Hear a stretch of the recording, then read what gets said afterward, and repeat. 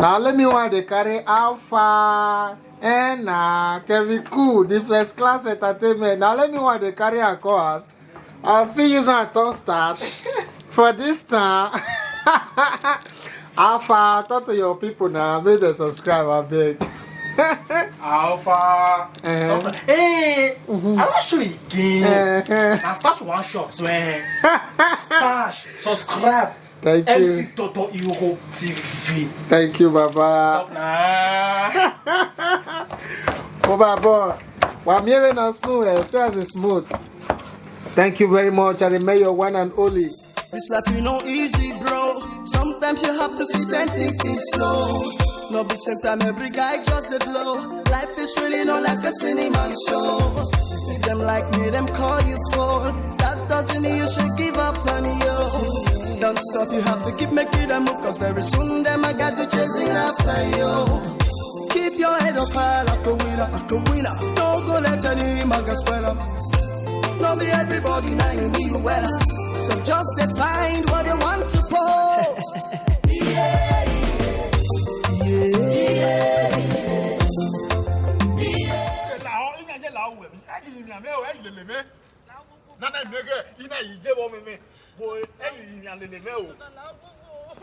Ige single mother ni we okin agbeluwa osun ano wa ni Lawo brother lawo lawo da fun me de eyin mi anu ma me kenoje ni ayin mi ani ile lawa lawo e ba we gugwe mo do e ba we da fun me yin ma me kenoje yin ayin mi e ga nu we ya we odo nu we ku fu me na ye lawa we mi amia ni umi amia lawo ge gwi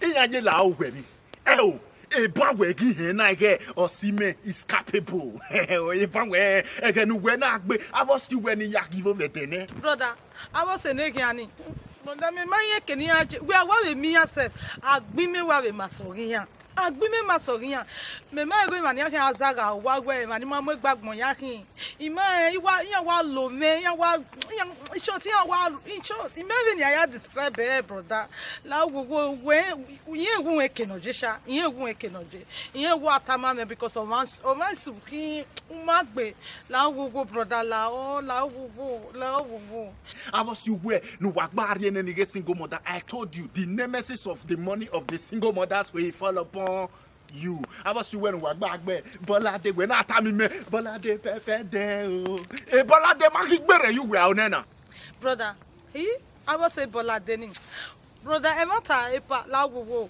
e mata no wa me we anya e Bolade meke e we Bolade we ni awe ni me so ma wa we Bolade e Bolade kamu ni ya gboto ne me ma go mu ni ya gboto ne mo pa tebe mu di awu we yan na wa we sin e ba egbe ne Bolade na wa we leli o wa ri me leli yan we bai la wo brother la I no pepper you again ma pepper wa la oku ga iga yin mi averia nwe gwe o ola oni una to ya me ya ase ovije mere ejo e no vie gwe ye 11 good years o ya mudiake awai tu ni mo keke ama o se na awai na gwe de gbere oku iga yin mi averia nwe ke o la we ma mi me chani e go daddy e for there no be sure money e brokosi e atie me adevi aye brokosi down ho pia gumeta mawe his quite a fortune e kigbu we na o la oni brother e mata no ga reme is that nwo bome ya we me ni ga wu ni I was say negi ani my go say negi yakin me yan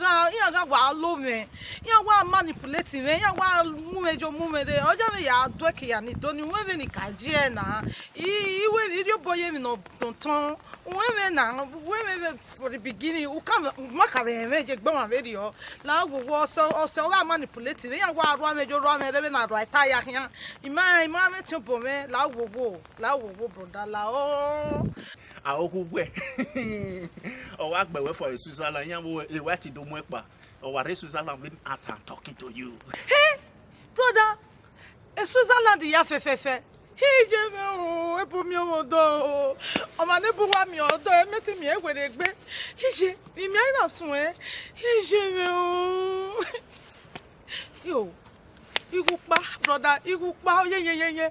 Yeah, woman, we go, they go, why I want to go so no my pay for what. A bit so we don't look like no sign. Yeah, women are where, yeah, walk when you want it, you come to a bank out of Mowa, a bank out of Mowa. La wo, brother, go met here, la wo, go me, la. Oh, what you're in web body pin. Oh boy, oh, the way Povena. Oh, a kick when I move ahead in it. Guy, you got to win you well. Because I mean, you had to win you well, the manage you ever you buy. Nene, Ovic Boniria, you were, but it's quite a fortnight. What will you know? Test you where you were not Tivuna, Ovic Bonimu, you were at your beer, why you appear where, Boa, but why who, Venuka, who Nati, well, when you're given away. So, remember me, you were kick when I will understand. So, Eggy, Brother, la wo na. La wo, brother. When even we na we mag be na. La wo. Ima o survey ni here bu wo pa so no we ma. Iya ya ni ke emoja ya kin. Magbe, brother. Brother la wo. Rewen ya. We ma mi ni me chani ye. Again, what I say when I don't know. Bolade, when I sing with Bolade, when I soon menacate, brocos in no ga. Who I sing with Bolade, a Bolade make better nowhere, Nena. A Bolade of Bena, you are on a gag, Metamawe. Uno la betati. E procosi bebe like a betati. Ah, who were in a give a lack of you watty. Even metal be bebe like a you watty. Ire, Mawala came you watty. Wow, yes, he come in. Like, oh, what like a watty. Suddenly my brother this is gonna change. Rain on the forest are supposed to shine. So many things where we wanna achieve. Papa God I beg make it stop for me. Cause life you know they talk when he want to sweet. We know they know when he want to bitter. Now for the joy make we just pray. Now only God know the matter. Every night and day I just pray Jehovah. Make you give me peace and not be shot, my brother. Enemies the plan make it never prosper. Cause what the Lord has trained, no man can put us under. Yeah. I'll wait, Betty. How may I help you? Lareo, I got okay, Pastor. The pastor may go away. A year ago, what are you banned on a Mali and but you want to go my way? Okuta, I can know me, Pastor. Because my way cool. I was born not like her. In my like is. I got a juicy pastor, as in. Me now here on my comfort zone. Another, I will go any pastor no back one. Now I want young way. A soft drink could be a little maybe me now. Then no who. And no turn ya billy do I want to. My Rolando aka Okuta. Call Yabowa Nekabaka, who are Okuta. I may I go to fall. I say, white man landing, what are you Kuta ya wrecking? Come away. Anyway, you ram me. No chance. I come away guessing my way. If they never put money for my head, we cannot they give them a voo. I deg be try. And then I know to you know that I deg be try.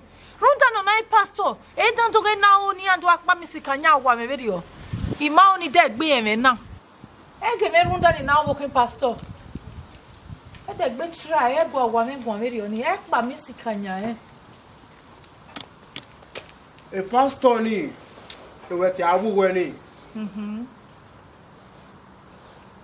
Amawe Okuta Amawe is a junkie man of God. Ahoni ati we Rolando Bebeto. If you pa oni tamawe.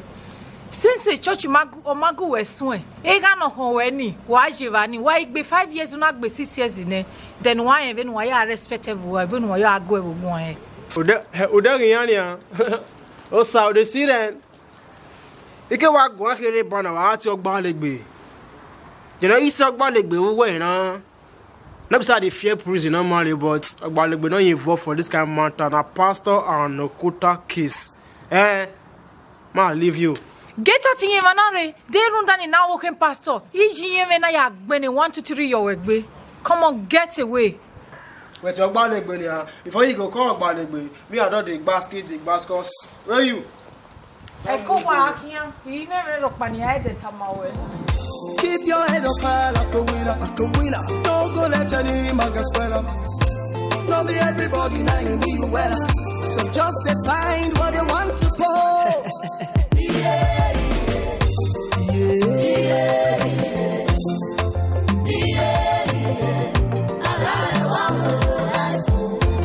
Mommy, we me acheve yimia. Ruda vi meho we oviji mene twin ona bowe adiowa no to wone papa. Igbe wo me. O devil Iyawe omodan ga ni sandan ari yebe dan onisan. No vije maewe mi e otawe amero vije. O vije ga gele wo mami. Awe omo o vijoma. Emi niye udame agabia yoriomo ele anyame totu wo ha. Rude ne dadi na fu no. Nula awowo. O ya me we ni do imi awe. We me ayeve imi amomi nu lao. Fue kweri. Rudi me lao momi. Nu ve gume ve imi dadi lao. We no tun ya bumi ade ya gume gwan. Ye me de twi me. O me de twi me. O we gele mume. O what they bold. We don't done a papa now, you know, what respect Agmoya. He down dog different people. I would what do I miss Kanya? Oh, Veno twin yaw. O my de jeme ye. O my de jeme. Oh, waka kabowa mumenyo. Because of Heregbe. Because science me oh. Of you can here. Oh, gele wa mumenyo. O my de jeme ye veno yaguan. O Heregbe. La wo mommy. Ruda, e papa fugbe, sugie. Wene e mommy, ravete keni a chamban. Il y a bon, il y avait ata woman of God. Rundoni, we mama, or can the ministry. Rundoni, we might not take action. Here we mama can the ministry. There runden now working pastor. Of your can ya gele waka kabowa di with e papa fugbe. Egwin veni na mane de keke na osunu yeye. De runtani na working pastor. Veni ya deal with e. Evo so kun ya ma pity ne. Ni adogwiri atibani ye we runde working pastor. Ye working pastor o kiando zage ministry. Lao kakabo wa gwegwan. Erun akia wa bi anane. Mommy. Veni me ya imi aninye vwe o evona. Ime imi ane wo hame keki vive verio. O no mu me gboto. Vobe maya. Imi ave ye imi wa mommy. Weve daddy wala o. No wa yave koboku gbe ni maya ya dolo edagbon yi. Wa ve gunme anerune. Me ave we fasting to be me. Ya ve ye aune. Erun. Akia wa anane no make na feel werie. Be no ya we mi. O hogbe. Ave no ya gun. Respect of ba no herese. Eme. Ye bagwe. Eme respect. Ye. Irrespect e bagwe ye. Veni me ya imi aye moe liduna ya. Ime imi ayo go wo han me moni me bie verio. O wa hyan mo no ma enegbe. Uwesi nu we na bifu e kwere na. Venu ve yetaban, gume ye ve gwedadi gwan, no gume a ne rumbe yo, me ave we fasting yo lao. Awa ya kame pastor, ya kame papa. How can wa leru no fi weri e time no. But a mile man no ya dekun. Be dowe e can take it likely. Kakabo, rudeni ministry mana. E ima eve ye protective oko kwana because omo gwa gwa. Tomo egi no evil, via gaite. Yeah, on you. Where say mommy kakabo wa be mommy we ko fun me. Wa we se ve gbe me we say mommy. Ah we ni we ya mu you tornado. Keke we he promise you we mommy. E ki ogwe yi no do na e ri do le gbe sunu. La wo mommy. Uwe se me gbe me. Sugi. Me ave tu le mu se ogo se me ni magba mu yo mu ni ma be gba. O ma mi ya. Okay, ma o ayeko me be ki ari o do e women leader. The programming at that's when ma make na ya. Okay. Uwe se mommy. Okay. To that me o. Bi ayi. Yeah, see life, my brother. Laughing all the talk when you want to sweet talk. We know they know when you want to bitter. Now for the joy, make we just the pray, oh. Now only God now you know the matter. Every day and night I just pray Jehovah. Make you give me peace and not be sharp, my brother. Enemies a plan, make you never prosper.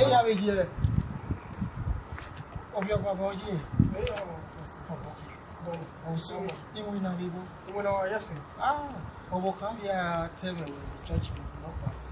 Who are getting ya, when you really have it, the origin of brother, or to one young barone, while living in water, in marriage, no water. If ever we either find it, if I find it good, I can't feel power of the Lord. When a good name is better than riches when it be no one high.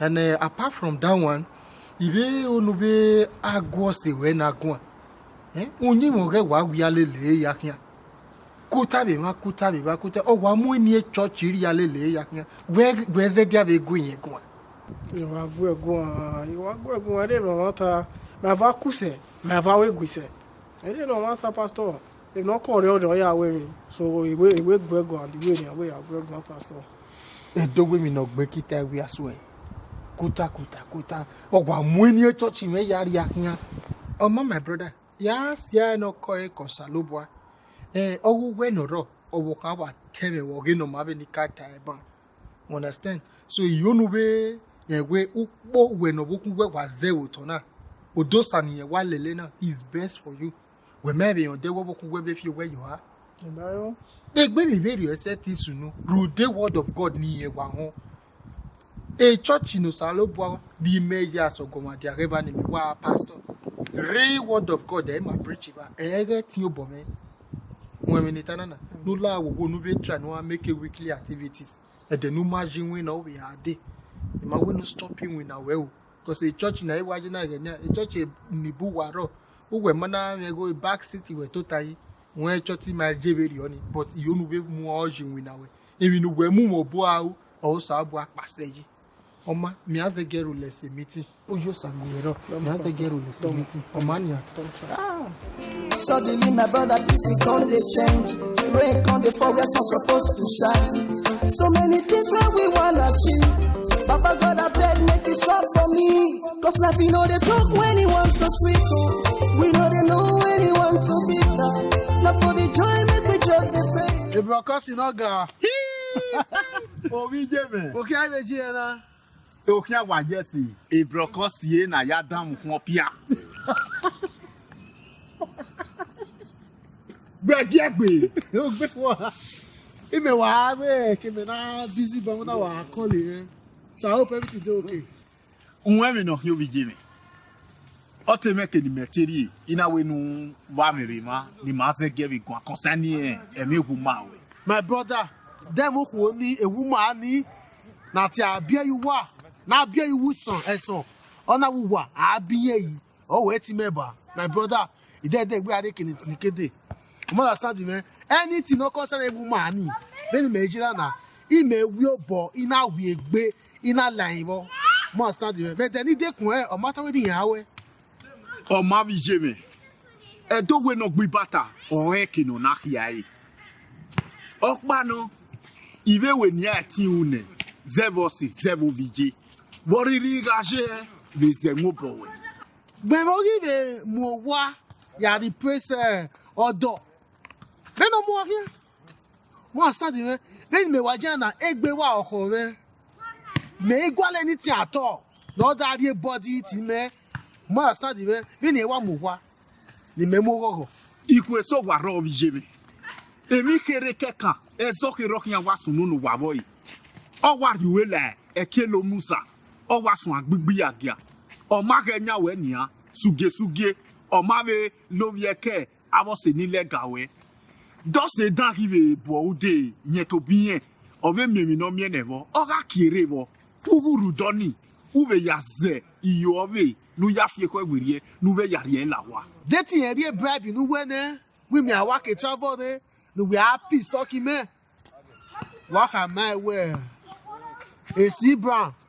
Eri mo bowo. Evo na rie brabi me. Diga ave travel. A pastor call him man. Oka my way.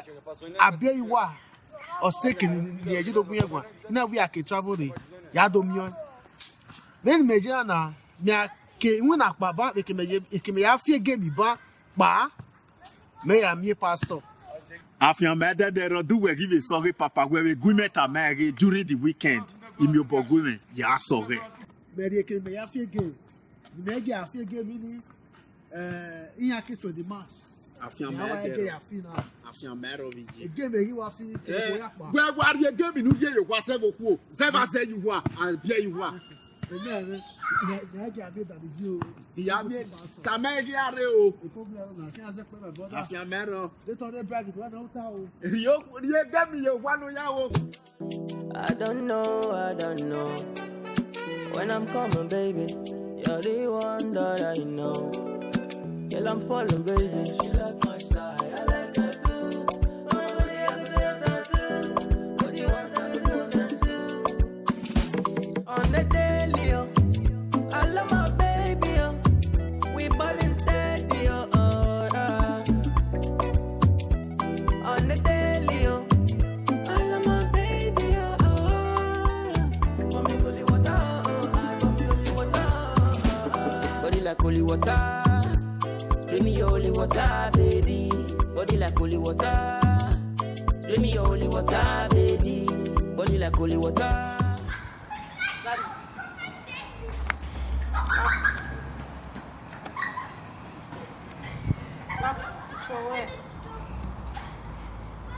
Who ya man ai? Age ke me je ma we. E mo wo. Ama kama megwe stay yo dabe brother brokers. Ni to ni tama we. What ta. Ma to ati drop it for when. Egumegwa. Without phone, we set igwa. Don't anything water. In level. Yare school. Te when ni kama we eringini ni drop better than Miami a pastor. We tell we do kama we need the ring. Ye need the Ring. Mama ke ni gwaje. Ya gwalo. Then Miami pastor we there no me not drop it. Ya gwalo no. Lago ido mi awe lago. Emi ya ni ga uni na no sunu lago dale lao. You need the marriage back. Mo pa mai ti gba ore mo. Ebi fun ya. Eti ma wegwe. Lago na e big girl na snake queen. Ma wegwe me ka bo me atasha eti ma wegwe. Ma stand there. So you very good. Ma we eti queen since machine dey with you. That means ma we eti queen. Ma stand there. That means we are going to do what? Ma wegwe na kai na ma wegwe. Ma obi jai me. But when they can say egbe ka abo oku we. Egbe wa oku we mo moto mo wa. That is okay for you. What stand there. So that is no more we go shall what you go for your own thing. What stand there. So me allow one now. Lao di gbe oko mi lao. We mi lao. Aye la ya we mi a. Ha. Wo o. Iwe ni kamo e de gbe la ma. A gi ma ma we. Ha. Wo na we. Iya ge were ya. Ikama wode e lama. E lama. E we gbe fiwe lama na. Won ni kai. Tani la o. We be la o. E la e ha o. O mi. Ikama wona we mo wanu mo to mo ya fi akin. Awe e se ya mi le ito fi me o bo we. Awu na dali la o. Ya. Wo wa mi. Mo wa na fi na. Jo wala wo wa ga ku me yi. Wala wo wa ga ku me. You no ma ji e. Hey, Lama. Don't enter this place again. What to me lawe bro. Now for the joy, make we just dey pray you. Now only God know the matter. Every night and day I just dey pray Jehovah. Make you give me peace and not be shine, my brother. Enemies the plan, make it never prosper. Cause what the Lord has trained, no man can put us under. Hello. We were telling me now. When you get to him. And we're telling me now. On a bologbe. And a boyaki and wow. Eh no. So me and a wazigo ye kederi you adi. Where? Erokroba, no more wero.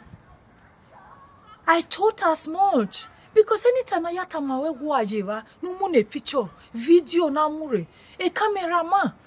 Umami cameraman, a phone no we go where we boss have might be yamune picture na bege. Even a wazigoji almost 8 years yade kederi. It na wazigoji almost 8 years. When we water and eri water. E o milk biting you na. Iyo salubwa. Wona be ku emi. Wo we atana ni egi otun hon. Emi na opolo se megbe. Otu must to emi na because hazige is school no e.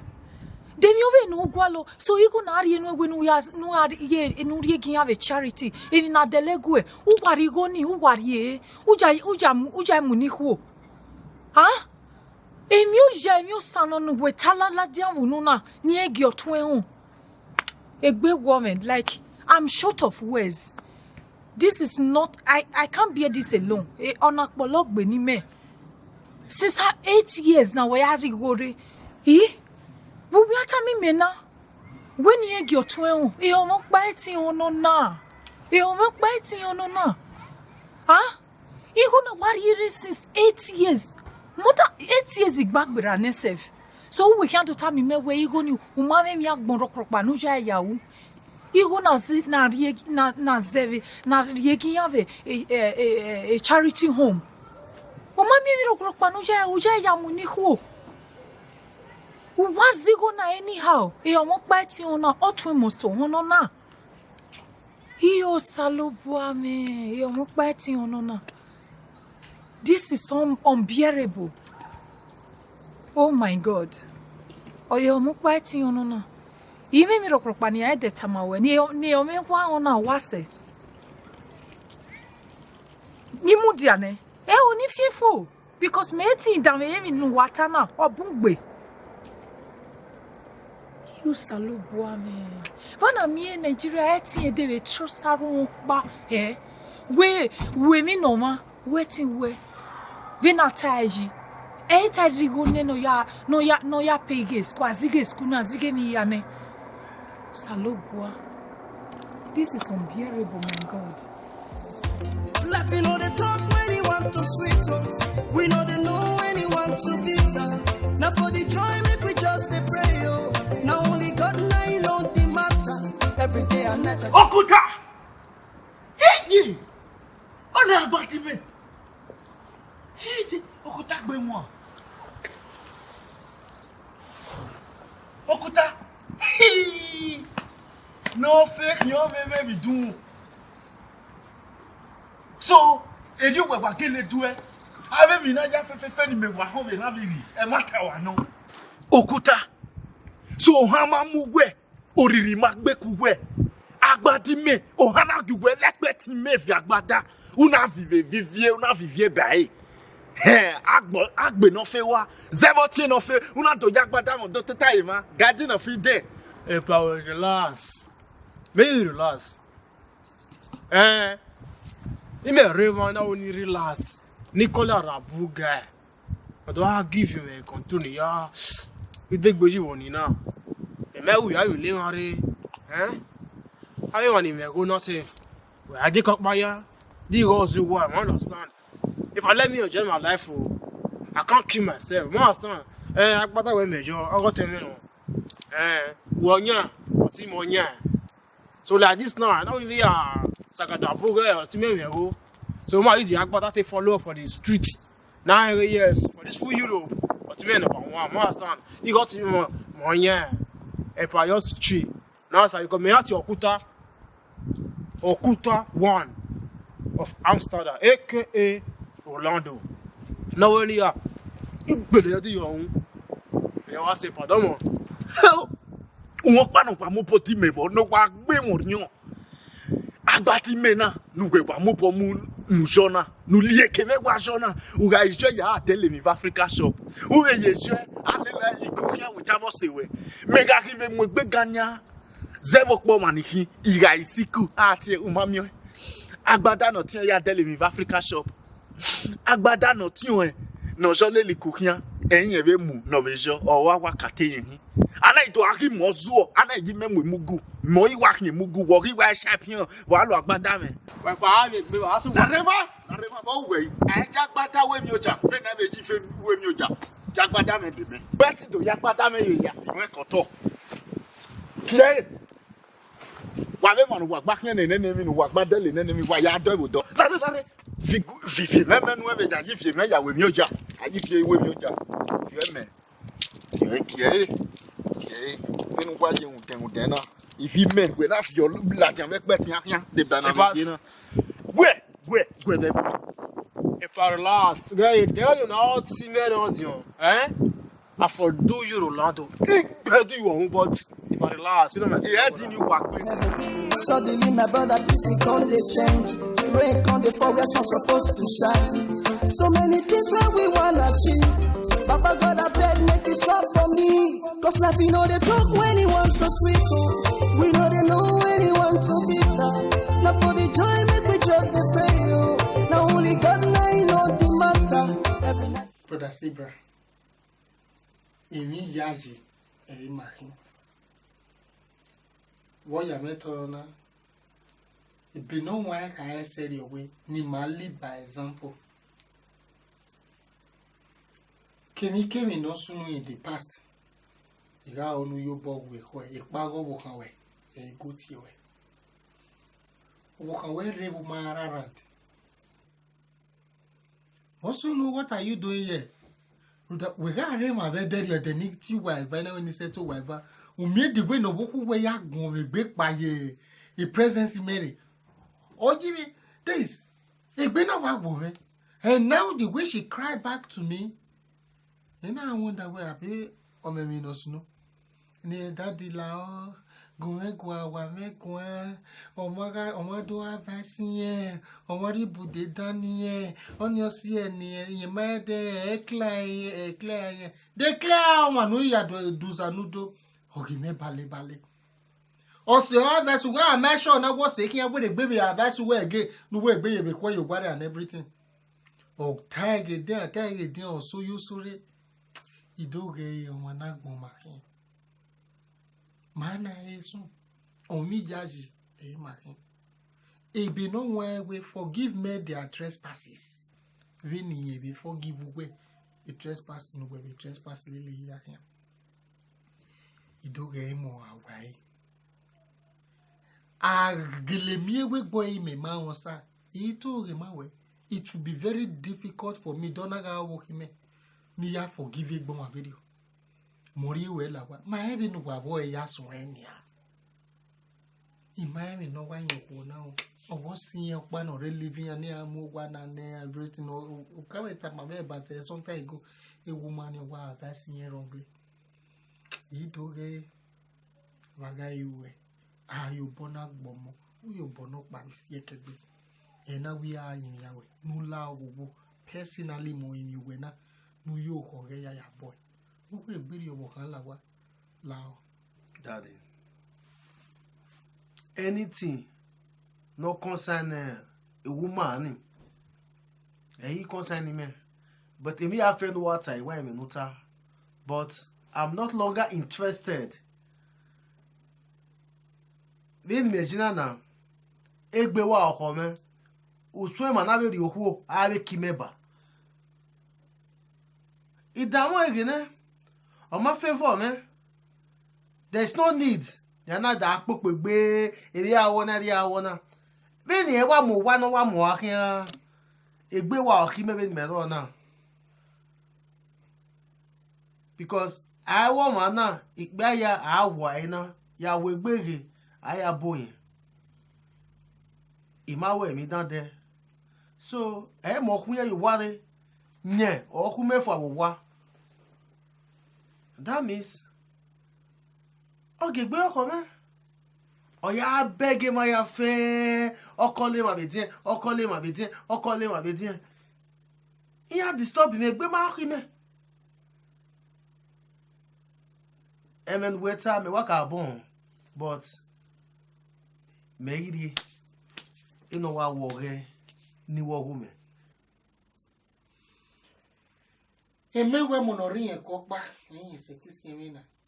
Yen si eme ne ni emu ni yeke because ni ma do you boss ye base obinya de wode. Ihimia ehia je be ihimia. So as what? No la wo. No do le gberi yo e ba me. Iye egbe obokun gwe na a separation na waga me vaccines. Osiye mi ni bu. Mebe on severi ogwe tu gwe ri waga. We wari ukwu anyo. We gane utota yu gwe kan ni ro wa fi le kwa. Maybe dimese no ro. Iye we tu gwe wa re kan. We if you no ro ye po bi akin ne 2 €50 abi €1.50 man ni go ye yakin. We no gwa me winner. I tell me as rent irebe me church mana. Me na ya tell me as rent say who we what take on as a covenant way a house rent church na working aga sayo. Ane gwa me okwo na gwa do yakin ono gwa do you working ki ne oga ki Wa do ya we here. So daddy. Iye me nu kai. Edo we ya wegbere aya boyen edo. So ogen we tana when you do me we or it do nya we a pastor. But amenaya po we.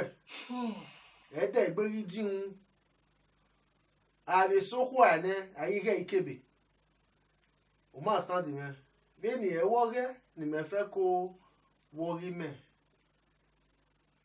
Master, if my offend I'm aware todo in or todo in but for now, I'm not interested. I want just to live my life the way we are today now. Me like that.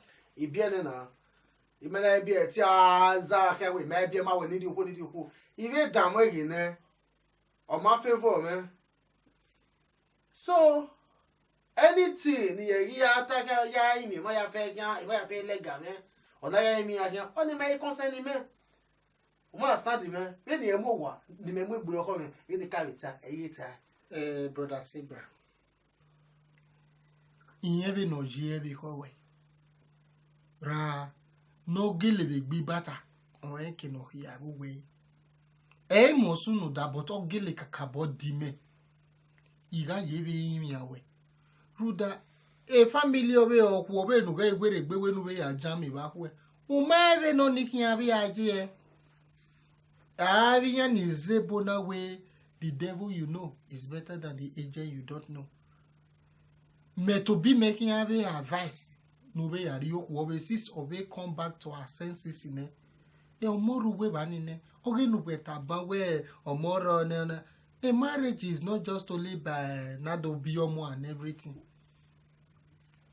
O dwag mona o wakaka bodimi. Ede no ma egbe o buse no egbe no la wo. Ede wa yera o no yo hoke ya bo no ri obo kan la wa. Ngwa pe egbe continue.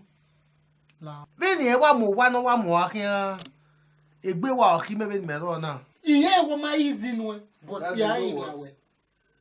Daddy know what? Daddy know me jai.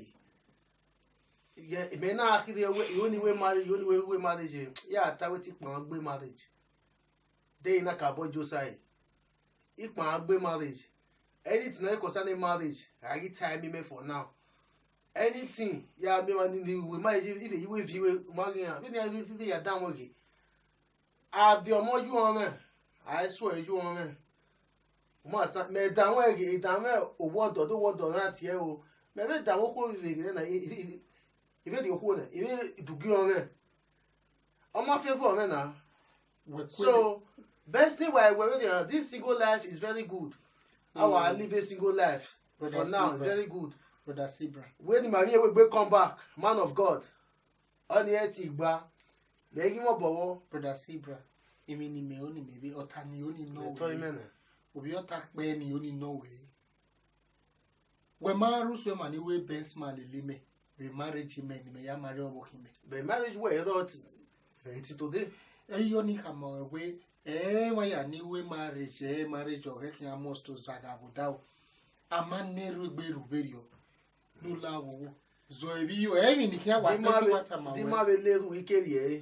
Even the man little no, I got the robot kid, my job kid, eh? Imagine the idea of the man little wicked, every man little or send my eyes as a so, on that, I blame Mama, he might blame me here, he might blame no who. He might blame him. So, yeah, we are here, man. Then, oh, well. I cannot do I call him up in Nigeria, call him up in Zina, call him up in Holland, Belgium, everywhere, or call him I fell in legal. If be my York or for me at 2 or they go ring.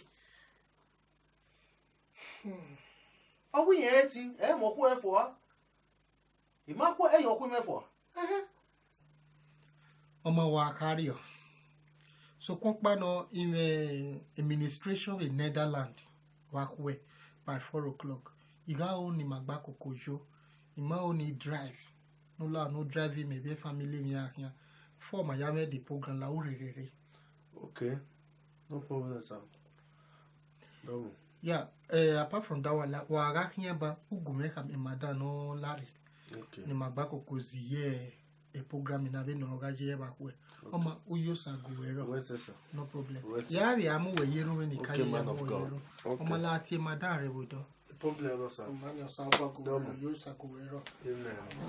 Keep your head up high like a winner, like a winner. Don't go let any manga spoil up. Not be everybody now you need well. So just find what you want to post. Daddy, now how did they go now? How did they go? We go man, we don't hear now. Daddy, how did they make it to that? We are now. How did they make it to that? When maybe no you go now, how no feel with ya? Everywhere daddy, oh no, son, you may mother they like daddy. You make it to well too much. Me, man like yeah, walking. Oh, Larry, we me go lore. A pastor me go lore. That the me do zane or me we 1 or 2 never wola. Was I about no forgive ma? I wait to where they do respect him. They Nika who respected daddy. Without daddy man, you know. Maybe I used to the church you, but maybe now you. The boy who you mess a church now. He may pray for forgiveness. Where he money for? Daddy, oh, now me me has the church in there. Me only me I want to work for God. You only had to get in here, cause if you no mu you now make more that church. Daddy, you go. Honestly, my brother. Obiye. Wa degene na ya no su. Epe no wa ka tine na ya ne. Owe forgive me their sins. In other words, forgive me their trespasses, even as I in heaven also forgive you your trespasses. Woya me tell me tana. Na la wo. Ehi ma osabu ano judge ma. Osalobua or a judgment in that dog. Since in ye very never do ne. To ask of mercy of the Lord. Amen. Osabu yo boka ekwe. No ya no ni enare wana. Abi go make am. Yeah, daddy, but me no ya go pa na. O no fi weri ya we ma bege na. O fi weri e. O mo agwa bi o mo edokpa o wa kan krikpa. A gradual process in here. O understand me tana. Daddy, you need to see him. No, they no matter. They otally we. Even a mommy say, "Oh, so up behind me, with the mommy. I be more give me working tanoro. I mean, no more time of a church in they knew just because if you're overhand like church, me that me wa. Okay, Genia. So Rudeni here, oh, damn it, baby, no, when I I knew where you are. I knew where you are. Ose. I go where you are. Ose. If you are if you take away the wrong way, no more, you talk. No, like, I mean, not for where. Oh, where? I beg. Daddy la we go. Yeah, so church you ni a osha. You ni una no so, you ni a osha.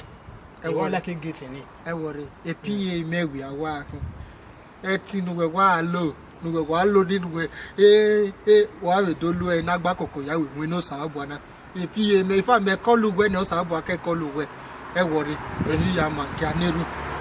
Oti when no clear. Oti no clear literacy. Very bona fide. Enena was not ordinary. E worry. Okpa mayaki. Baba ne baba. Who you were running near Macmo Maro wherever the nere. Walk by Nyafnyagbe, walk by Nyamiefon. Walk by or Sabaf your Michael Willie. Baba ma West the nena. Your word says there is joy in heaven over one soul that gives his life to Christ. Obu Kutare de ne, the real dark boy no Buenosa. Nana Mafia near we're from Okuta, no why be a Rolando no run over here like. We need Jesus Christ no me on. Edioga Genue, we need Jesus Christ. Amen. Congratulations, my brother. Well, I can't be here where PA where he keep a church. Daddy, Ofiani we Okuta. But like Rolando ni but me ja see okay, deal agbe deal church. Jagba koko ya re service na. Okay. We say obokia. O mo dede mi no salobo. When I'm coming, baby, you're the one that I know. Girl, I'm falling, baby. She like my style, I like her too. Brother Sibra Noga, Pastor. compliment of the season. Iboya Achai. The glory of God is glittering in your body. Emi bona megele wawe. Kakabo. E no ya mo bo ti wenu adebe na. Yewu uwe gba yebe nya ti e dadanda. Ko be no bo kan gba ya di oriyan ge gba wi yen gi don le gbe ide we na be make up my do we gi be ri. E mo to ni. But e wa be yoreban. The thing our kabo wa disturb me na. Why very very raw fine, but do we be me we could be the lemi gian with Christmas period na. Pastor. Yet it toge. If you not say any man like that day ye. Oh. O wa do me ko. We mokba. Iwa ri o ko wa ri ba e medo no do gumeri ba that kind thing. O ni o say man there, but here we jin ya ti de ni ha o wa ro imoto do jin me wo na. Jin ya bi ti de ni ha. Oge o bokun we no ro ma we ka be conclude on in we we give gwalo we ni e make up my din we me we need do we but oge money ro very very crucial. That is so essential, only what day important. Who be expect to my pastor? Expect one. Aniki, come in. Sister, here you are. Hey, have a year, Benna. Oh, yes, Total, you're welcome. Happy Christmas season. Oh, yes, because Mama, when I did, I went visitor parlor that row. Hey, brother, Sibra, I'm a work back one. Total, ni my no no way. Daddy. Merry Christmas. Oh, to a Merry Christmas. Tell us about well, tomorrow. Yeah, okay. Pastor. On a wet me but or two set me up. We don't let here, but I will set them up. A period in the ya yari mi ya two mania we moena hina. Tell out tenarenia. Stab you were very year by now. I'm making the marriage. I will want guess him. But I see Brand Tota no gua. Sevilla, now, what's that way? Sevilla, look at the No Tota, brother Sibra. Tota na gua. Eh? Oh, me joking. Tota na. When I hear. We see. Okay, then what water. You get one muda. Iko wa muda ime age. Gomegwa. Brother Sibra. Gbe. E period dem you kwa be na. A new year akin avela na. Egene ma ya we new year resolution. La will calm down. Ah, where you pastor? We see. La wo. Wa doge ekeni me mudiaji, me yi mudiaji. Me I'm standing by you. E side do we me waje. No la wo. Veni ka temi ya. We me ya bokba. We matana ya. Me to be me ya we some invitation ke visitation. Ile zaza na do dege we o wona no we wa kwe no la wo wa Justina o si eni na ya na no wa sunu verses e Justina o wa ya vie na yo bo karion we o wona we o bo kan do ba ma we bo ma e ge na kaka bo be blame egbe oni o se o wa ga ru du gi o me una ri oku o momodo. You must mind the kind of people no gi ala wo wa. Most of them are devils internet. Here wa gole marriage keke bomania ya bras. Ya gogo. Ni agogo. Return. No la wo. No yo ko ge ya boy la o imebe imi. Pastor. Awe meri. La.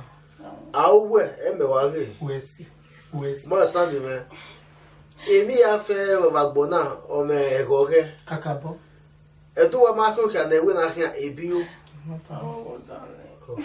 Mo understand me. Emi a fe ni eu.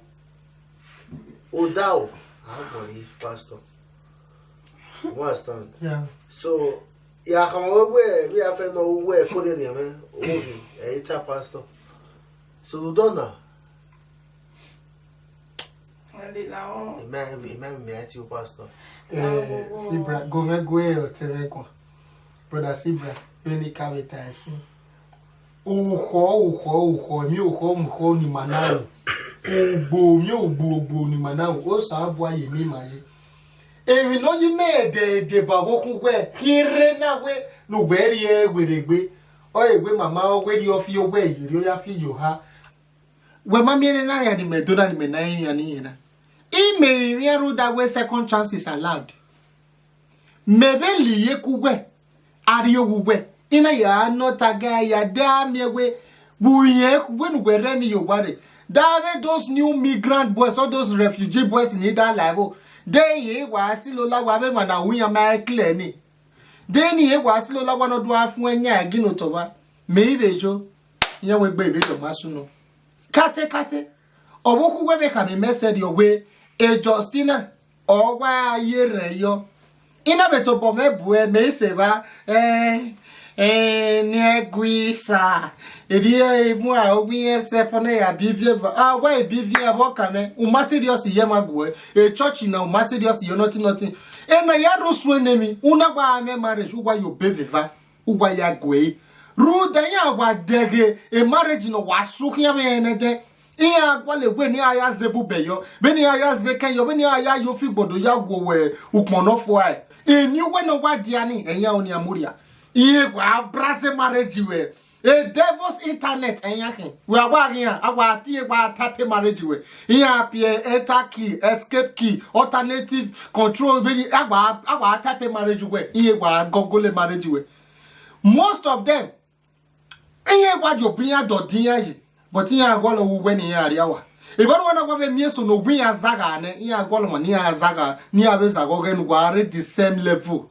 equal right and justice no la wo brother Sibra why you bog we ko me money me lose we any no wo kwa time me dey do we rude tight and offering no do pay na dey ba we no me wa dege bokpani agbe dating your wa be right pa igwa be dey by igwa be vionu igwa salon me pastor no me wa full normal level e no you make come is that ne me do ata we yare pastor ni oyo boy kule me pastor ge o may receive a call of God ne who do tolerate him in ibu cause ne church e do zaga yo mobo so no la wo wa forgive e no ri mi well no ri wo kan well agwa ni ya gbe mi we no ri wo kan well agwa la o la wo pastor emi afen we wa ta me wa ka bon edo we agbe and obiomo we na gbe ujason wa mwe lo mo bi jo mota owe o ma no gbo wa mo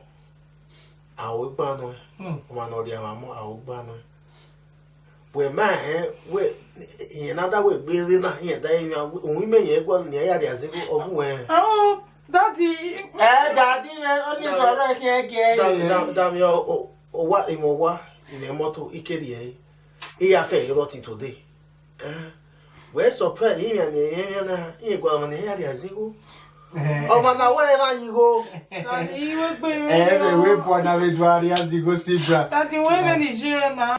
Then pastor we jebere unu gwa gba we. Iye wu jebere ona kakwa ye ware. Aso awi na wu we ke do le gbe ekopia na again. Go we gwa ko yin yan. Iye wu jebere o. Brother Sibran la o de gwe la wo. Udego ewu mawe. Ime vano keka. But with erunde mama na ki make ya ke some other church member na on your behalf. Nekere. Medege newe angels of God they are at work.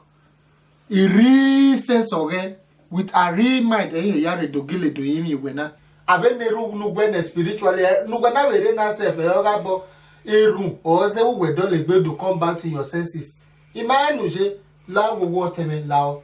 Imi aje imi no la no ri owo pastor obo mi yaje lao. ogun wa to salobo ahun We see obo mi ya feje lao.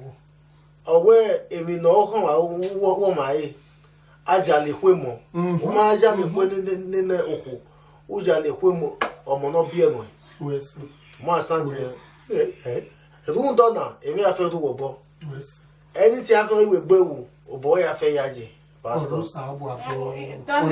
Daddy, we me be you gbe Justin na mo bo. gemedu awon pure water Lao. pastor mi afe de okay Everywhere. bagbe Hey, Bawegwa, congratulations. I'm so happy for you guys. I really miss it. I will come from. Where they come from, eh? Money, you're Justina or Argentina. Not really asking when you're better to our best way. Motobomo, what am I going to with me? My church, they come from me. Where they come from me? Remember, like everything. On a very one more. Why can't you with me, Palo? While I have your Palo. Daddy, This life ain't no easy, bro. Sometimes you have to sit and think things slow. No be same time every guy just a blow. Life is really not like a cinema show. If them like me, them call you fool. That doesn't mean you should give up on you. Don't stop, you have to keep making them move. Cause very soon them I got you chasing after you. Keep your head up high like a winner, like a winner. Don't go let any maga spoil up. Not be everybody now you need well. So just find what you want to post. Yeah,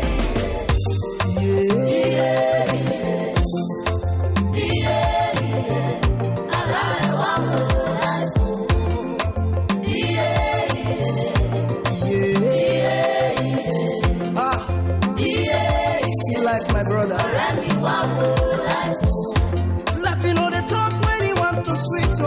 We know they know when you want to be. Hello viewers, you are watching MC Doctor TV.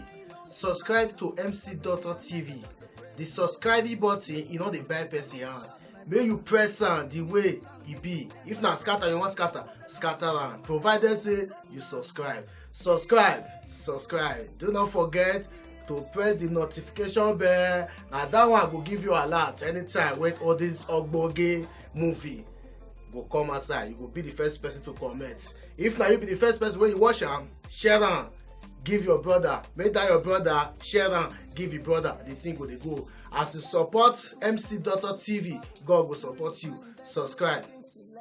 Don't let it be out. Keep out, man. I just tire for some people. How you go just dey watch sweet things for here? To press ordinary subscribe, e go just dey pay you. This thing na free. I beg you. Just touch on. Abi you don't know how to subscribe. Either a day or a day again a red button. They just write subscribe. You just touch on. Immediately you touch on, you don't finish. Now free. Imayiwa Dara, who is our name is Ebona. Please, we need you guys to grow. A dream is given to a man. But please and please, this dream are be fulfilled by men. Now let me want to carry Alpha and Kevin Cool, the first class entertainment. Now let me want to carry a course. I'll still use my tongue start for this time. Alpha, talk to your people now. Make them subscribe, I beg. Alpha. Stop. Hey, I don't show you again. Now stash one shop, swear. Stash, subscribe. Thank you. MC Toto Europe TV. Thank you, Baba. Stop now.